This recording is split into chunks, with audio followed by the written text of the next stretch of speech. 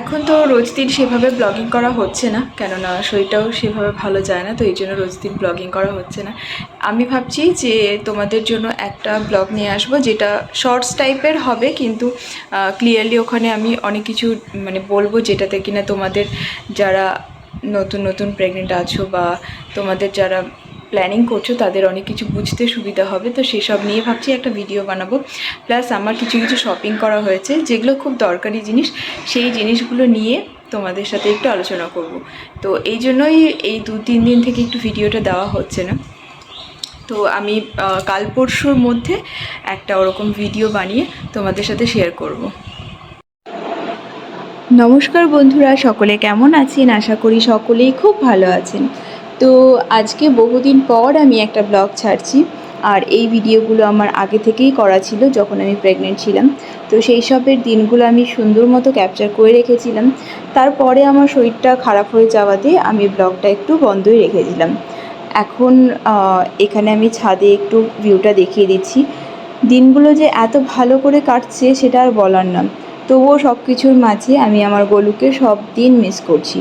আর এই ব্যালকানিতে আসলে আমি সব থেকে বেশি মিস করি। এই ঘরগুলোতে সব জায়গাতে যেন ওরই স্মৃতি রয়েছে। তো এখন দুপুরের খাওয়া দাওয়াটা এখানে দিয়ে দিয়েছে মা। আর আজকে সুন্দর করে শাক রান্না করেছে, এখানে মাছ করেছে, ডাল করেছে, এখানে আছে একটু কাঁঠালের এঁচড়। তো এখন ফটাফট করে খাওয়া দাওয়া করে নিই, তারপরে তোমাদের সাথে আবার কথা বলছি। এখানে ভাই একটা বিএসএফের কুকুর নিয়ে এসছে। ওর খুব ইচ্ছে হচ্ছে এটাকে বাড়িতে রাখার, কিন্তু মা এত বড় একটা সাদমা পেয়েছে গোলু চলে যাওয়াতে, যে মা আর কাউকেই বাড়িতে রাখতে চাইছে না, যে আবার কোনো একটা দুর্ঘটনা ঘটবে সেই জিনিসটাকে মা আর নিতে পারবে না। তো একে আবার দিয়ে আসবে। তারপরেই মা এখানে আমাকে ফল কেটে দিয়ে দিয়েছিল। আজকে মা ওরা যাবে আমার এক ভাগ্নির বিয়েতে। তো ফল টল খেয়ে তারপরে মাকে রেডি করব।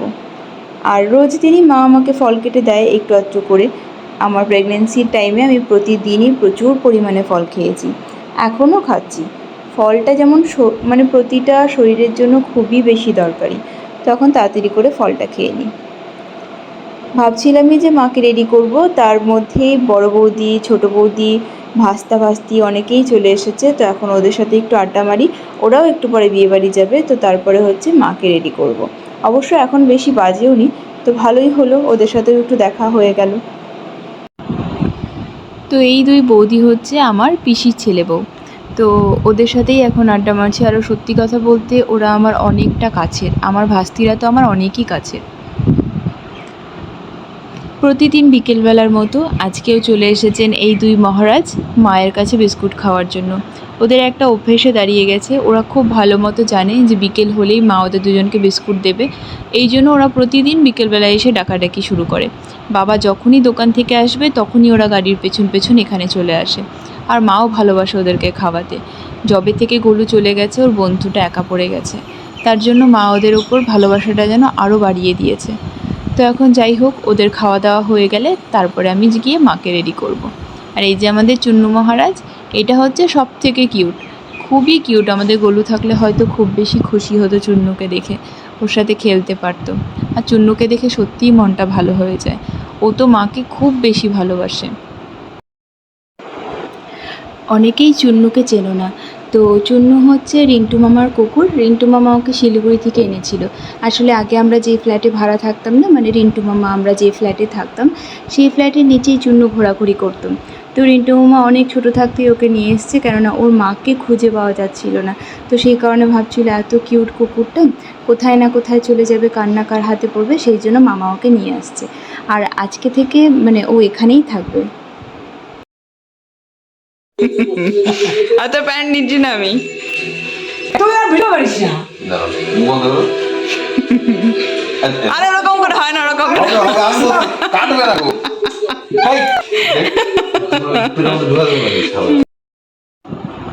তো দেখেই নিলে ভাই বাড়িতে এসেই মার সাথে ফাজলামো শুরু করে দিয়েছে।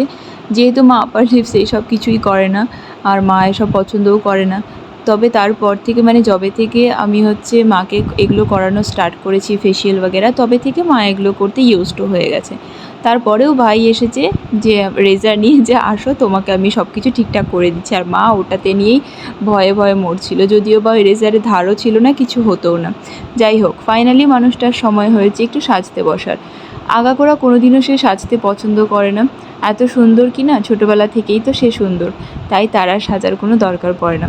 তবুও আমার ভালো লাগে যে যেটুকু আমি শিখেছি একটু একটু করে মার ওপর অ্যাপ্লাই করতে। আমার তো আর তেমন কোনো মডেল নেই, মায়ের ওপর অ্যাপ্লাই করতেই ভালো লাগে। আর মায়ের যেহেতু সাজতে চান না, তার একটা অন্যতম কারণ হচ্ছে আমার বাবাও সাজগোজটা তেমন একটা পছন্দ করে না। তবে আজকে জোর করে সাজাতে বসেছি, কেননা হচ্ছে আজকে মায়ের নাতনির বিয়ে, মানে আমার এক দিদির মেয়ের বিয়ে আছে। তো মা আগে থেকেই বলে দিয়েছে আমাকে কিন্তু মুখটা এত সাদা করবি না, ডিপ কালার লিপস্টিক দিবি না, আমাকে এইসব চোখের মধ্যে দিবি না, ওই সব দিবি না, নাম তো কিছু জানে না, খালি এইসব আর ওই সব বলে বোঝাতে শুরু করে। তাহলে আমি চুপ করে বসো, যেমনই সাজাবো ভালোই সাজাবো, আর তোমাকে এমন কিছু করব না যেটাতে তুমি আনকমফোর্টেবল ফিল করো। তো যাই হোক, তারপরে সুন্দর একটা গান চালিয়ে দিয়ে এখানে সাজাতে বসিয়েছি। ভেবেই নিয়েছিলাম যে খুব হালকা পাতলাই সাজাবো, কেননা মা তো সাজতে পছন্দ করে না, আর এখানে যত লোকই থাকে মাকে কোনোদিনও সাজগোজ অবস্থাতে দেখেও নি। তো হঠাৎ করে সেজে গেলে পরে একটু লোকেরও চোখে পড়বে, আর আমি চাই না কারোর চোখ লেগে আমার মায়ের একটু শরীরটা দুর্বল হয়ে যাক। মাকে সাজলে খুব বেশি সুন্দর লাগে, সেটা অনেকেই বলেছে। একবারই মা খুব সুন্দর করে সেজেছিল আমার পিসির মেয়ের বিয়েতে, কিন্তু তখনও বাবা একটু রাগারাগি করেছিল, কেননা বাবা কাজল লাগানো লিপস্টিক পরা আগাগোড়া কোনো দিনই পছন্দ করে না। যখন আমি স্কুলে পড়তাম তখনও বাবা এসব পছন্দ করতো না। মা কী করতো, মায়ের ব্যাগের মধ্যে লিপস্টিকটা নিয়ে যেত আর আমাদের বাইরে গিয়ে লাগিয়ে দিত, আর আসার সময় আবার সেটাকে মুছে দিত। বাবাকে আমরা এতটাই ভয় পেতাম। তবে আজ বয়সের সাথে সাথে আমার বাবাটাও একটু বুড়ো হয়ে গেছে, আর আমাদের সাহসটাও যেন বৃদ্ধি পেয়েছে। এখন আর ডিপ কালার লিপস্টিক লাগালেও কিছু বলে না, আর একটু সাজলেও কিছু বলে না। অবশ্য তার মনের ভাবটাও হয়তো একটু অন্যরকম হয়েছে, তখন হয়তো ছোট ছিলাম সেই জন্যই রাগারাগি করতো, আজ তো একটু বড় হয়েছি তাই আর কিছু বলে না। তবুও এখন যদি অতিরিক্ত সাজি বাবার একটু দৃষ্টিকটু মনেই হয়। তো যাই হোক, এখানে মাকে হালকা একটু ফাউন্ডেশন লাগিয়ে দিচ্ছি, কারণ মার গালে না একটু একটু ছোপ ছোপ দাগ পড়েছে, তো সেগুলোকে একটু ঢাকার চেষ্টা করছি আর হালকা পাতলা মেকআপ করছি। আর এই জামাটা দেখছেন তো, যেই জামাটা আমি পরে আছি, এই জামাটা বহু বছর আগে কেনা হয়েছিল, যে যখন আমার বিয়ে হবে তারপরে আমি হানিমুন যাব এই ড্রেসগুলো পরবো। সে বিয়ে আর কেমন করে হলো, হানিমুনেই বা কোথায় যাওয়া হলো, সেসব করে আর জামাগুলো পরাই হয়নি। জামাগুলো তখন আমার গায়ে অনেকটাই বড় হতো, এখন অবশ্য ঠিক হয়েছে। যাই হোক, হানিমুনে না পড়তে পারি, নিজের প্রেগনেন্সির জার্নিতে এগুলো পরে পরে সবগুলো মিটিয়ে নিচ্ছি। আর তখন যে মাথায় কী ভূত চেপেছিল, ভুলভাল জামা কাপড় কিনে রাখতাম। এখনকার মতো বুদ্ধি থাকলে হয়তো এসব কিনতামও না। আর মা তো বলেছিল লাইট কালার লিপস্টিক লাগাতে, কিন্তু লাইট কালার লিপস্টিকটা তেমন একটা ভালো লাগতো না। ডার্ক শেডই লাগালাম, তবে মার পছন্দের মতন একটা শেড লাগালাম। এটা হচ্ছে একটু চকলেট শেড আছে, এটাতে মাকে অতটা খারাপ লাগবে না দেখতে। অনেক সময় দেখবে আমাদের মা কাকিমা এরা একটু লাইট শেড পরতে পছন্দ করে, ডিপ শেডটা পছন্দ করে না, বা লাল রঙটা পছন্দ করে না। তবে এই সব কালারগুলো কিন্তু বেশ ভালো লাগে। যেটুকু মেকআপ করার ছিল করে দিয়েছি, মা তো খুব বেশি মেকআপ করবে না। এবার মার হেয়ারটা করে দিচ্ছি, এটাও নর্মাল একটা বান করে দেব। মা তেমন কিছুই করবে না, সামনের দিকটাতেও তেমন কিছু করতে নাই করেছে আমাকে, তো হালকা করে একটু লাগিয়ে দেব ক্লিপগুলো, তারপরে পেছনে একটা সুন্দর বান করে দেব। আর এখানে মা বাবাকে দেখে হাসছে, বাবা বলছে আর কত সাজবে আর কত সাজবে, এমনিই সুন্দর লাগছে, সেই জন্য মা হেসে দিয়েছে। তো যাই হোক, এখন ফাটাফাট করে মার এই পুরো লুকটা ক্রিয়েট করে তারপরে তোমাদেরকে দেখাচ্ছি। এইটুকু সাজাতেই যদি মাকে এতটা বেশি সুন্দর লাগে, তাহলে যদি প্রপারলি মা সাজে তাহলে কতটাই না সুন্দর লাগবে। যদিও মার এই সিম্পল লুকটাই সবথেকে বেশি চোখে আকর্ষণ করে। তো যাই হোক, মা আমার জন্য তো রান্না করে গেছে, আর আমি এখন যাব না, কেননা আমার যেহেতু পুরো 9 মাস চলছে, আমি আর দিদিবাড়িতে এখন যাব না। আর মা বাবা যাচ্ছে, ভাই থাকবে এখন আমার সাথে বাড়িতে, পরে মা বাবা এলে ভাই যাবে, ভাই হয়তো রাতে ওখানে স্টে করবে। আর এটা বিয়ে হচ্ছে আমার পিসির যে নাতনি আছে তার বিয়ে হচ্ছে, মানে সম্পর্কে আমার ভাগ্নি। তো এখানে যাওয়ার ইচ্ছে তো আমারও ছিল, কিন্তু কিছু করার নেই, এই অবস্থাতে কোথাও যেতে পারবো না।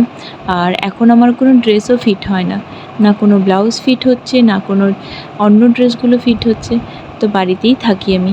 আর এমনিতেও মা আমাকে নিয়েও যেত না। তো যাই হোক, একটু তো মন খারাপ লাগছে ঠিকই, কিন্তু কোনো ব্যাপার না। এরপর যখন ওরা অষ্টমঙ্গলায় আসবে তখন ওদের সাথে দেখা করে নেব। আর মা আজকে যে শাড়িটা পরছে সেটা কিন্তু আমার দোকানেরই শাড়ি। এই শাড়িটা আমি মাকে দিয়েছিলাম। মায়ের গায়ের রঙটা ফর্সা তো, এই কালারটা খুব বেশি ফুটে উঠেছে।